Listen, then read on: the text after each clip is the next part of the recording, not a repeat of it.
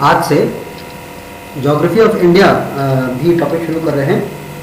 और ये टॉपिक जो मैं पढ़ा रहा हूँ वो यूजीसी नेट की जो मेरे पास किताब है उसमें से कंटेंट ले रहा हूँ। और ये जो सिलेबस है ज्योग्राफी का वो यूजीसी नेट का भी है, यानी पोस्ट ग्रेजुएशन का भी है, और यूपीएससी का भी है। ज्योग्राफी ऑफ इंडिया इसलिए ले रहा हूँ क्योंकि क्लास 10th में आईसीएसई में भी ज्योग्राफी ऑफ इंडिया है, और जो यूपीएससी का एग्ज़ाम है उसमें तो है ही, तो ये बहुत ज़रूरी है। तो दोनों का फ़ायदा हो जाएगा, और जो 10th के स्टूडेंट हैं उनका भी फ़ायदा हो जाएगा, और जो तुम्हारा है वो भी फ़ायदा हो जाएगा। ठीक है, तुम्हारा मतलब जो यूपीएससी के कैंडिडेट्स हैं उनका। तो ये शुरू कर रहा हूँ, और इसमें पहला जो टॉपिक है चैप्टर कह लो, मैं चैप्टर बोलना नहीं चाह रहा हूँ क्योंकि चैप्टर इसमें होता नहीं है। इसमें ये जो किताब है क्वेश्चन आंसर बेस्ड है, तो उसमें से पढ़ूंगा भी और समझाऊंगा भी। ठीक है, तो टॉपिक कहना ज़्यादा उचित होगा। पहला जो टॉपिक लिया जा रहा है वो है इंडिया मैप्स। अब इंडिया मैप्स में जो इसमें जो क्वेश्चन दिया गया है ये सीएससी में आया था, इंडियन सिविल सर्विस एग्जाम में आया था 2019 में। और ये जो क्वेश्चन है काफ़ी क्लोज है क्लास 10th का जो क्वेश्चन होता है, question number 2 on the outline map of India. उसमें 10 रीजन दिए होते हैं, उसको मार्क शेड या लेबल करना होता है। इसकी क्वेश्चन की लैंग्वेज में पढ़ रहा हूँ, बिल्कुल लगभग वैसी है जैसा कि 10th में उसमें होती है। तो जबकि ये पीजी में है, सीएससी का एग्ज़ाम है, और वो 10th का एग्ज़ाम है। तो सवाल छोटी क्लास और बड़ी क्लास का नहीं है, सवाल लेवल का नहीं है, सवाल है विषय की सिग्निफिकेंस का, विषय की इंपॉर्टेंस का। ठीक है, मैं क्वेश्चन पहले देखिए, क्वेश्चन जो मैं पढ़ रहा हूँ, जिससे कि हम भी इम्प्रेस हो गए कि ऐसे ही जो है बोर्ड के एग्जाम में लिखा हुआ आता है क्वेश्चन का जो लैंग्वेज होती है क्वेश्चन की। कहता है on the outline map of India mark the location of all of the following. ठीक है, इसमें ये तो यहाँ तक हो गया क्लास 10th का। अब इसके आगे वो जो कह रहा है मैं वो पढ़ूंगा, और वही सिग्निफिकेंट है जो जिसके लिए हम ये रिकॉर्डिंग बना रहे हैं। ठीक है, कह रहा है write the significance of these locations whether physical, commercial, economic, ecological, environmental, cultural in not more than 30 words. अब ये पार्ट जो इस क्वेश्चन का जो ये सेकंड पार्ट है, सेकंड सेंटेंस है क्वेश्चन का है, यहाँ पे बात आ जाती है यूजीसी नेट की, और बल्कि यूजीसी नेट की भी नहीं आ जाती है सीएससी की, यानी कि सिविल सर्विस एग्जाम की। क्योंकि लिखने का जो यूजीसी नेट का भी एग्जाम है वो ऑब्जेक्टिव होता है, जबकि सीएससी का जो एग्जाम है वो रिटन होता है, थ्योरेटिकल होता है। तो सीएससी के एंगल से आपको कुछ इसमें बहुत सारे इसमें दिए गए हैं, करीब 10, देखिए 10 उसमें भी होते हैं, आईसीएससी में भी, और 10 ही सीएससी में भी है। तो 10 लोकेशन दी गई हैं, उन लोकेशंस के बारे में ब्रीफ इंट्रोडक्शन भी दिया गया है। ठीक है ना। अब आपका फ़र्ज़ यह है कि जब आप इस ऑडियो को पढ़ेंगे तो इंडिया मैप खोल कर रखेंगे अपने सामने, और उसको जो लोकेशन मैं बता रहा हूँ उन लोकेशंस को के बारे में एक एक पैराग्राफ जो है, या पैराग्राफ तो खैर मैं बता ही रहा हूँ, आप उसको लोकेट करेंगे। और ये सवाल खाली इतना नहीं है, आपको इंडिया की काफ़ी मेजर चीज़ें जो हैं उनके बारे में, बहुत सारी जो चीज़ें हैं उनके बारे में आपको इसी तरीके से कुछ ब्रीफ में थोड़ा बहुत जानना चाहिए। ठीक है ना। अब सीएससी का जो लेवल है वो तो ऐसा ही है। अगर आप इंडिया को पूरा डिटेल में नहीं जानते, डिटेल से मैंने मतलब ऐसा नहीं कि पूरे 6 लाख गाँव के बारे में जानना शुरू कर दो, है ना, सारे गाँव के बारे में जानने की बात नहीं, लेकिन जिनकी भी कुछ भी सिग्निफिकेंस है। ठीक है ना। कौन कौन सी सिग्निफिकेंस पूछी गई है, देखो इसमें देखो, physical, commercial, economic, ecological, environmental, cultural. ठीक है, आप इसमें और एक ऐड कर लीजिए, कल्चरल नहीं ऐड कर दीजिए, हिस्टोरिकल। क्योंकि हिस्टोरिकल सिग्निफिकेंस की वजह से भी कुछ जगहें मशहूर हैं, और उसकी वजह से भी उसकी इकोनॉमिक और कॉमर्शियल वैल्यू बढ़ जाती है। ठीक है। अब पहला जो इसमें लिया गया है, जो लोकेशन ली गई है, ये सिटी जो है इसका हिस्टोरिकल सिग्निफिकेंस बहुत ज़्यादा है। इंडस वैली के ज़माने का ये पोर्ट टाउन रहा है, और ये अपने आप में एक बड़ी विशेष बात है इसकी, क्योंकि ये आर्टिफिशियल पोर्ट है, बनाया गया था ये पोर्ट। ठीक है, और 5000 साल पहले बनाया गया था। ठीक है। मैं पढ़ रहा हूँ उसके बारे में। This city was the part of Indus valley civilisation located in the state of Gujarat. Lothal had world's earliest known dockyard which connect the city to Harappan city in Sindh and Saurashtra Peninsula via Sabarmati River। तो सौराष्ट्र कहाँ पे है, गुजरात में ही है Saurashtra reason. वहाँ से ये channel के जरिए जुड़ा हुआ था, और सिंध में जुड़ा हुआ था मोहनजोदड़ो से रिवर चैनल के ज़रिए से, ठीक है ना। और ये इसकी खास बात क्या थी कि ये पोर्ट जो था वो बिल्कुल कोस्ट पे नहीं है, कोस्ट से अंदर है। एक नहर बनाई गई थी, वो नहर जो है के ज़रिए से शिप्स आते थे और इस डॉकयार्ड में आके एक तालाब जैसा, टैंक जैसा था, वहाँ आके रुकते थे, वहीं पे सामान लगाया जाता था, उतारा जाता था और वहाँ से फिर शिप जो है पानी में वापस जाते थे समुद्र में। गुजरात का जो बे जिसको बोलते हैं बे ऑफ खंबात, जो है खंबात की खाड़ी से होकर तो चला जाता था। ये इसकी खास बात थी। डॉकयार्ड शहर के अंदर, मेन सिटी के अंदर बनाया गया था, ठीक है। लोथल अगर आप लोकेट करें तो गुजरात का जो लोअर जॉ है, नीचे वाला जो जॉ है गुजरात का, उसमें साउथ ईस्ट की तरफ पड़ेगा लोथल, ठीक है। मैं लोकेशन भी बता रहा हूँ यहाँ ऑडियो से, आप मैप जब खोल के देखेंगे तो आप उसको पहचान पाएंगे। लोअर जॉ के साउथ ईस्ट की तरफ, ठीक है। उसी के थोड़ा आगे बढ़ते हैं, साउथ वेस्टर्न कोस्ट जो है, साउथ वेस्टर्न कोस्ट यानी लोअर जॉ का साउथ वेस्टर्न कोस्ट है, वहीं पर मंदिर है, सोमनाथ मंदिर। और लोअर जॉ का जो अपर लिप है, लोअर जॉ का अपर लिप बिल्कुल ऊपर टिप पे, वहाँ पे द्वारका है। तो द्वारका, सोमनाथ, और सोमनाथ से अगर थोड़ा अंदर जाते हैं तो शायद लैंड के अंदर जाते हैं तो मिलता है लोथल। तो मैंने आपको जो बताया, लोअर जॉ में साउथ ईस्ट की तरफ आपको लोथल मिलेगा। So which connect the city to Harappan cities in Sindh and Saurashtra Peninsula via Sabarmati River, when the surrounding Kutch Desert of today was a part of Arabian Sea. The Lothal city has been notified as a UNESCO World Heritage Site. तो ऐसी जितने भी sites हैं India में UNESCO world heritage site है, उनको भी आप उसको खास तौर पर एक आपको गाइडलाइन मिल रही है कि कौन कौन से शहरों को या कौन कौन सी लोकेशन को हमें जानना चाहिए। उसमें से एक गाइडलाइन ये कहती है कि जो इंडिया में यूनेस्को साइट्स हैं, वर्ल्ड हेरिटेज साइट्स हैं, उनको आप पकड़ लीजिए तो कम से कम एक जो ग्रुप ऑफ लोकेशंस हैं वो आपके इंडियन ज्योग्राफी में वो क्लियर हो जाएंगे, उसके बारे में थोड़ा थोड़ा जान लीजिए। ये है। तो इस तरह से लोथल के बारे में मैंने आपको बताया कि लोथल जो है वो एक गुजरात का शहर है। और शहर तो अब नहीं है, किसी ज़माने में शहर रहा होगा, इंडस वैली के ज़माने की चीज़ है।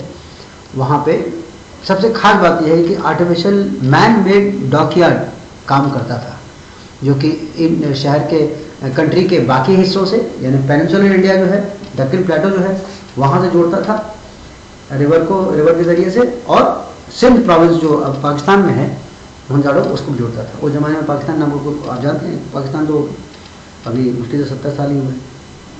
दूसरी लोकेशन है रिवर ब्यास, रिवर ब्यास।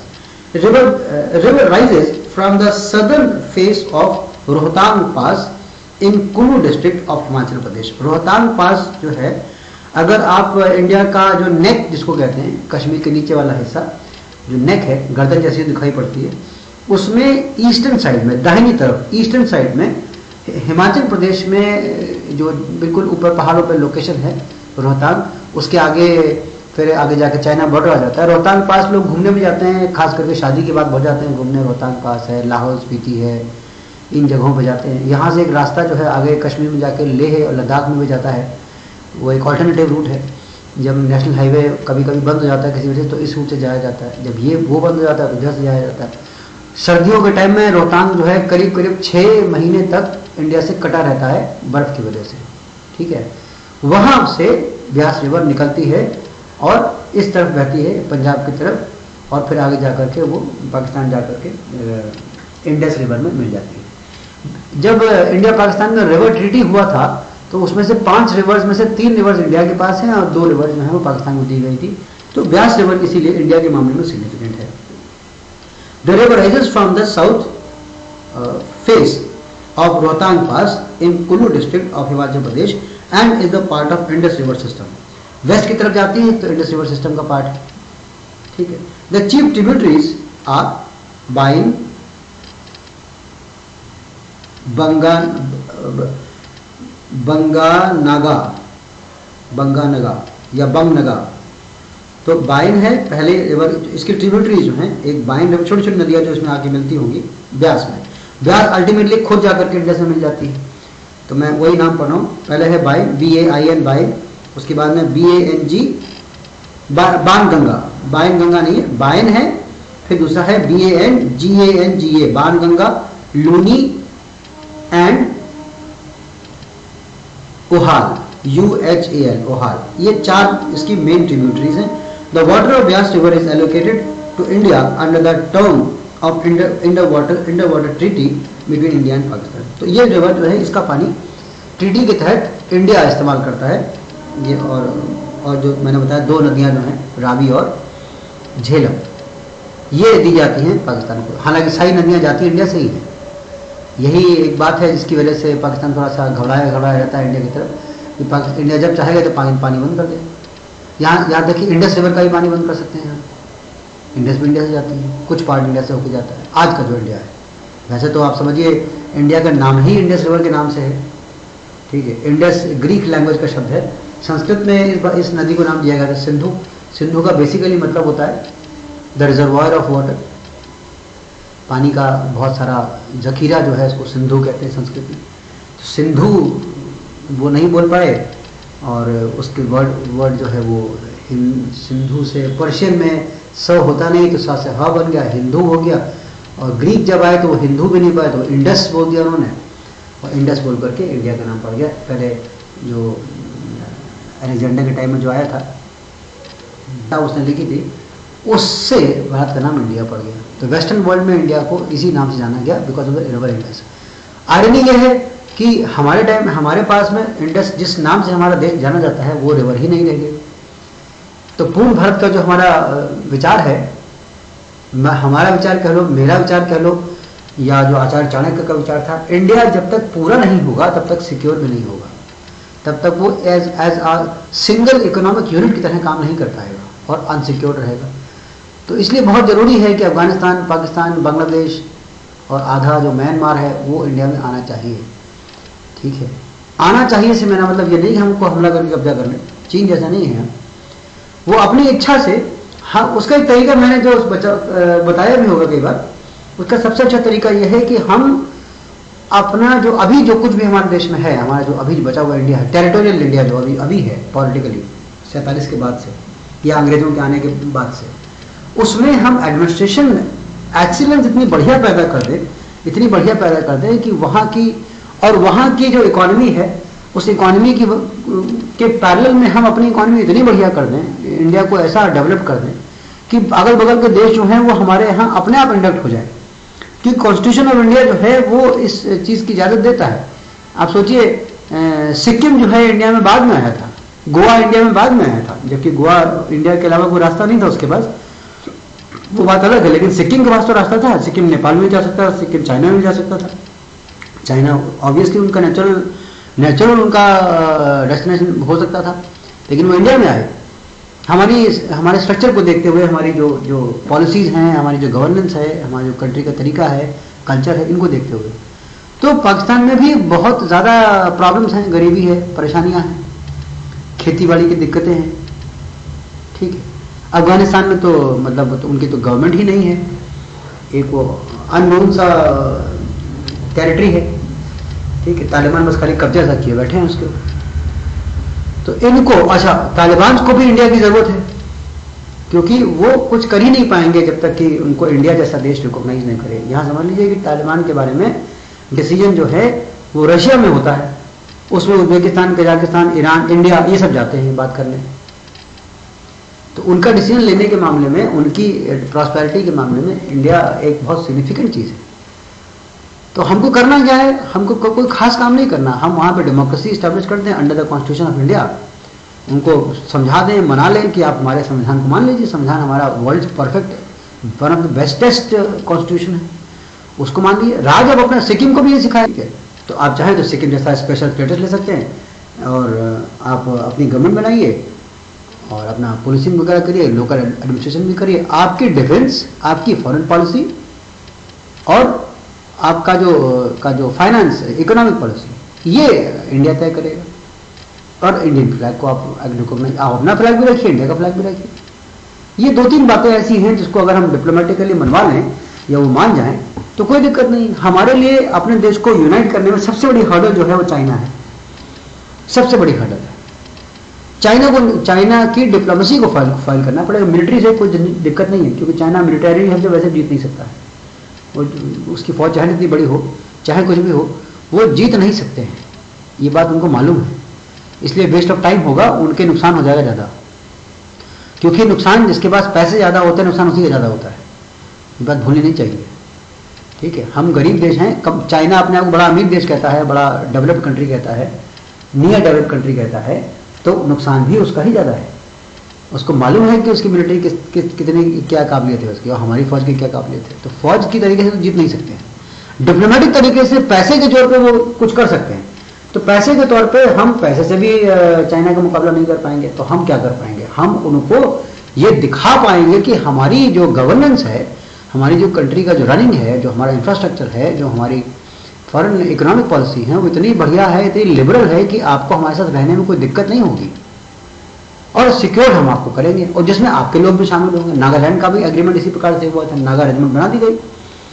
आज़ादी से पहले पठान रेजिमेंट हुआ करती थी, तो हम एक बना सकते हैं पश्तून रेजिमेंट। डिफेंस में भी आप रहिए, अपनी टेरिटरी की रक्षा करिए। खाली जो तरीका है, जो स्ट्रक्चर है, वो इंडियन कॉन्स्टिट्यूशन के तहत मान लीजिए उसको। आपका रिप्रेजेंटेशन इंडियन पार्लियामेंट में हो जाएगा, आप अपनी बात यहाँ पे आगे कह सकते हैं, ठीक है। रही बात पाकिस्तान की, पाकिस्तान में बलूचिस्तान एरिया जो है वो अलग होना चाहता है, सिंध भी नाराज ही रहता है। एक पंजाब को अगर हम छोड़ दें तो बाकी के 3 हिस्से, तो चौथा हिस्सा जो फ्रंटियर प्रोविंस है वो तो वैसे भी पाकिस्तान के कंट्रोल में है ही नहीं। खाली ऑन पेपर, खाली मैप में वो दिखाते हैं कि हमारा हिस्सा, लेकिन एक्चुअली वहाँ पर उनका कंट्रोल है ही नहीं। उसका तो नाम ही दे दिया गया, तालिबानिस्तान बोल दिया गया था उसको। That is a strip between India and Pakistan and Afghanistan. तो वो तो वैसे भी नाराज है। तो पाकिस्तान में जो पूरी कुल मिलाकर जो दम है वो केवल पंजाब में है। अब प्रॉब्लम यह है कि पंजाब वाला जो साइड है वही इंडिया से बॉर्डर शेयर करता है। जो सिंध वाला जो साइड है वो बहुत कम शेयर करता है, ज़्यादातर पंजाब शेयर करता है, ठीक है। और सिंध वाला जो शेयर करता भी है तो वो इतना स्ट्रांग नहीं है, ये प्रॉब्लम है, ठीक है। पंजाब की वजह से, पाकिस्तानी पंजाब की वजह से पाकिस्तान रुका हुआ है, टिका हुआ है, वरना टूट जाए। ज़्यादातर प्राइम मिनिस्टर आप देखिए, नवाज शरीफ वगैरह सब पंजाब के ही है। पॉलिटिकल स्ट्रक्चर भी उनका ज़्यादा है, पैसे भी वहीं ज़्यादा है, ज़मीन खेती बाड़ी भी वहीं ज़्यादा है, प्रॉस्पेरिटी भी वहीं ज़्यादा है। इस कारण से बाकी इलाके नाराज़ रहते हैं। तो पाकिस्तान तो आज नहीं तो कल टूटेगा तो है ही, ऐसी बात नहीं है। हमको पाकिस्तान की तरफ ध्यान नहीं देना है, हमको ध्यान देना है अफगानिस्तान की तरफ, ठीक है ना। कहते हैं ना, खिचड़ी किनारे से खानी चाहिए। तो जो हिस्सा कमज़ोर है, जो हिस्सा ज़्यादा डेस्परेशन में है, उस हिस्से को हम अपनी काबिलियत और अपनी प्रॉस्पेरिटी और अपनी जिसको कहते हैं फिराक दिली, ओपन हार्टेडनेस, कॉन्स्टिट्यूशनल लिबर्टी अगर हम दे दें। अफगानिस्तान के लोग, बहुत सारे बच्चे यहाँ पढ़ने आते हैं, स्टूडेंट्स। हम लोग कई अफगानी स्टूडेंट्स के साथ मिले भी हैं यहीं लखनऊ में। उधर सीतापुर रोड पे कई सारे इंजीनियरिंग कॉलेज हैं, वहाँ पर आते हैं, मुलाकात हुई है हमारी। और जब से अफगानिस्तान में तालिबान रूल हो गया, तब से वो इंडिया में आ नहीं पा रहे, क्योंकि उनकी गवर्नमेंट रिकॉग्नाइज नहीं है, इसलिए वो इंडिया में, उनकी पढ़ाई रुकी पड़ी है। जो वहाँ की महिलाओं की, लड़कियों की पढ़ाई रुकी पड़ी, वो तो अपनी जगह है। यहाँ जो स्टूडेंट पढ़ने आते जाते थे, वो उनकी पढ़ाई रुकी पड़ी है, और उनकी ऑनलाइन पढ़ाई भी हो नहीं पा रही, क्योंकि नेट नहीं है वहाँ पर।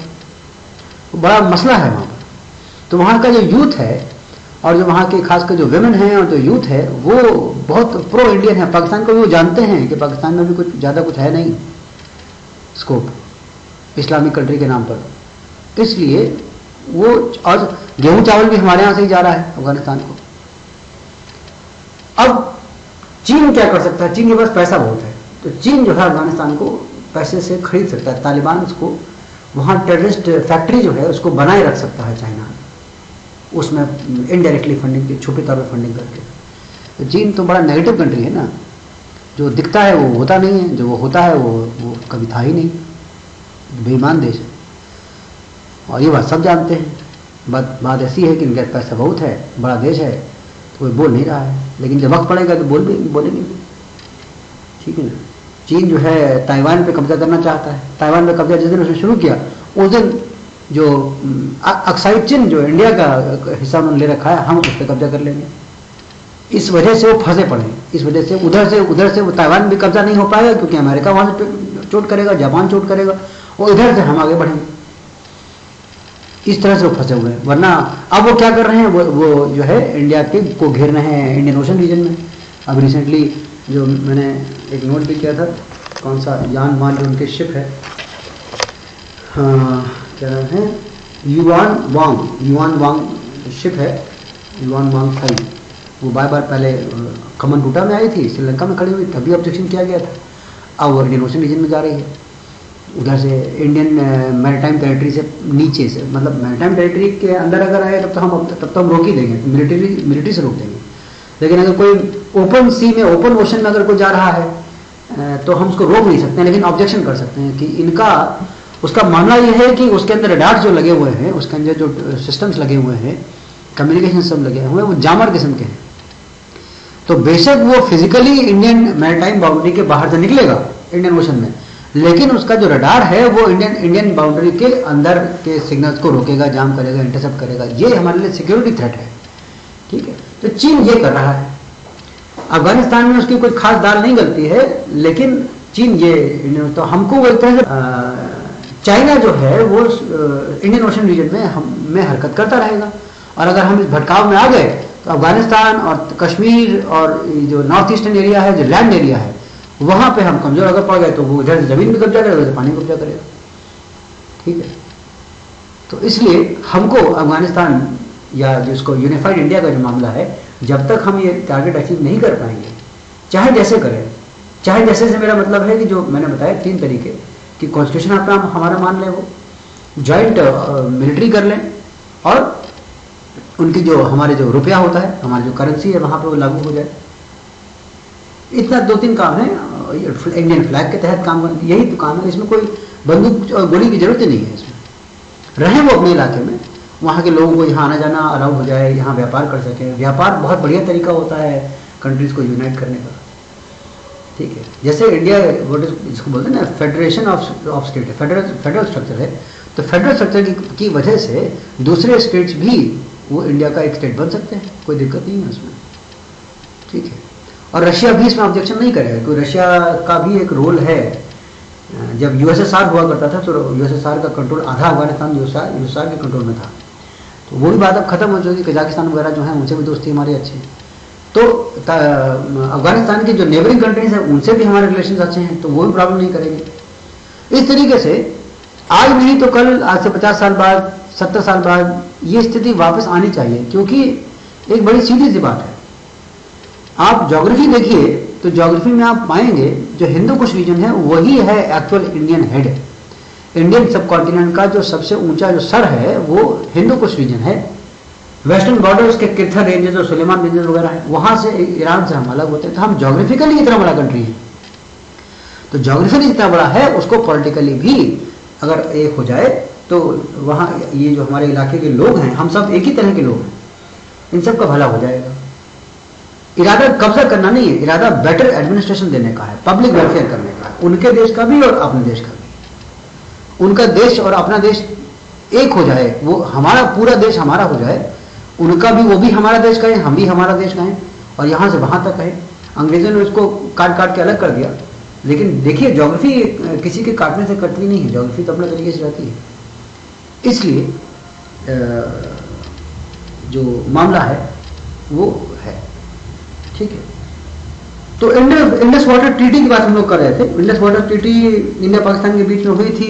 6 नदियां हैं इंडस सिस्टम में, इंडस को जोड़ करके 6 नदियां हैं, ठीक है ना। इंडस जोड़ दीजिए, उसके बाद में मैं आपको बताऊँ, झेलम, चनाब, रावी, ब्यास, सतलज। झेलम, चनाब, रावी, ब्यास, सतलज और इंडस 5+1।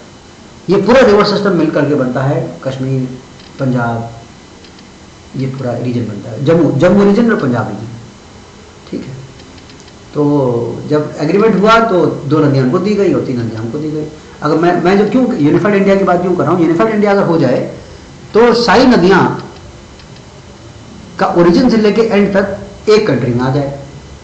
पाकिस्तान की जो उलझन है वो यही है। हर देश, चीन भी वही चाहता है, चीन हर देश चाहता है कि उसकी नदी जो है, जो उसकी नदियां हैं, जो वाटर रिसोर्सेज हैं, वो ओरिजिन से एंड तक उसके कंट्रोल में हो। नहीं तो डिप्लोमेसी शुरू हो जाती, जो है कूटनीति शुरू हो जाती है। चीन का भी वही मामला था। चीन ने तिब्बत को क्यों इंडिया से मांगा? क्योंकि जो उनकी नदियां हैं वो ज़्यादातर ईस्ट फ्लोइंग रिवर्स हैं, वो सब ओरिजिनेट होती है तिब्बत से। तिब्बत से शुरू होकर ईस्ट चाइना में जाती हैं, और ईस्ट चाइना में जहाँ पर इनकी खेती बाड़ी होती है वहाँ तक इरीगेट करती हैं। ईस्ट चाइना ही ऐसा है जहाँ पर कि इनका एग्रीकल्चर होता है।